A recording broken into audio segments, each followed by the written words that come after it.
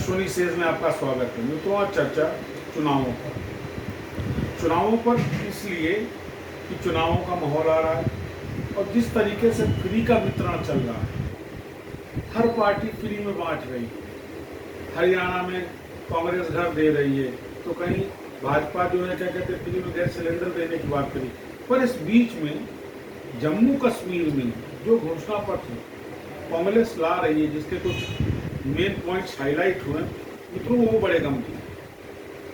जम्मू कश्मीर में 370 की बहाली की बात कांग्रेस कर। मैंने ये नहीं जान पा रहा हूँ कि 370 से लाभ किसको होना। आम कश्मीरी की तो दुर्दशा सबको देखी हुई है।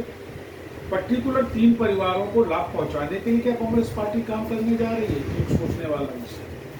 दूसरा, कांग्रेस और उसकी सहयोगी पार्टियां जो हैं, जो इंडी गठबंधन के सदस्य भी हैं, उनका कहना है कि हम जम्मू कश्मीर में जो तथाकथित आतंकी मारे गए उनके परिवारों को क्षतिपूर्ति देंगे, लाखों रुपए में, करोड़ों रुपए में।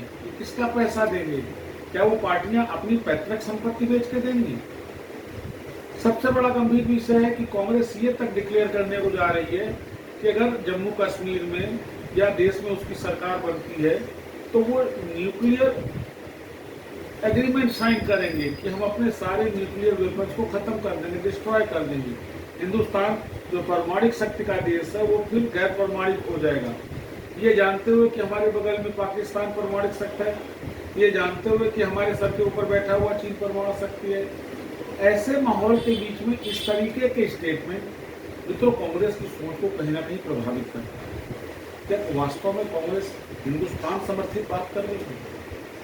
क्या कांग्रेस के दिल में हिंदुस्तान के लिए थोड़ा सा भी भाव है, या शासन सत्ता के लिए कांग्रेस किसी भी हद तक जाकर कंप्रोमाइज करने को तैयार है? ये बड़ा गंभीर विषय है हर हिंदुस्तानी के लिए। आप भाजपाई बन के मत सोचे, आप सपाई बसपाई बन के न सोचे, लेकिन एक भारतीय बन के सोचेंगे तो आपको लगेगा कि कांग्रेस ने 1951 से आज तक क्या किया और क्या भविष्य में उसका प्रोग्राम है।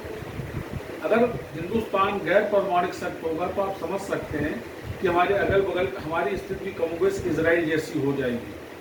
हर छोटा मोटा देश हमको आग दिखाएगा और हमको मजबूरन उसकी आग को स्वीकार करना पड़ेगा, उसके दबाव को स्वीकार करना पड़ेगा। क्या कांग्रेस ये चाहती है?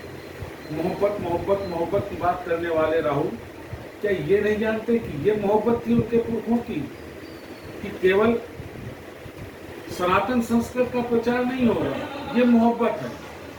या ये मोहब्बत थी कि हम अपनी शिक्षा पद्धति नहीं चला सकते?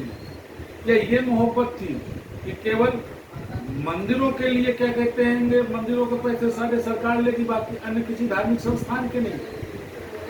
राहुल जी, आपको मोहब्बत शब्द का उपयोग करने से पहले मोहब्बत का मायना समझना होगा। जिस तरीके से 1951 से और आपके रिजीम 2013 तक आपने जो किया है वो मोहब्बत नहीं थी। आज आप मोहब्बत की दुहाई देते घूम रहे हैं। ये मोहब्बत है कि आपने वक्फ एक्ट बना करके पूरे देश को आपने वक्फ के सुपुर्दगी में दे दिया। ये मोहब्बत थी आपकी? कभी अपनी भी संपत्ति वक्फ को दे करके देखें, तब मालूम पड़ेगा कि आपके आदर्श क्या है। मित्रों, गंभीर स्थितियां हैं और चुनावों में किसी भी पार्टी को वोट देने से पहले ये देखें कि अगर वो फ्री के वितरण की बात कर रहा है तो उसकी भरपाई कहाँ से होगी। अपने पैसों को ऐसे बर्बाद मत होने दें। और मेरी सबसे बड़ी शिकायत हिंदुस्तान के अकर्मण चुनाव आयोग से, जो केवल चुनाव कराने को अपनी जिम्मेदारी समझता है, क्या उसको नहीं समझ में आ रहा है कि ये वोटों को खरीदने का प्रलोभन है? This is the cost of the vote, what has been offered by this parties. बड़ा शर्म का विषय है चुनाव आयोग के लिए, तो इस तरीके के घोषणा पत्रों को अंगीकृत कर रहा है, स्वीकार कर रहा है और इन पार्टियों को ऐसा करने देने की इजाजत दे रहा है। सोचिएगा मित्रों, पुनः मुलाकात करूंगा। नमस्कार।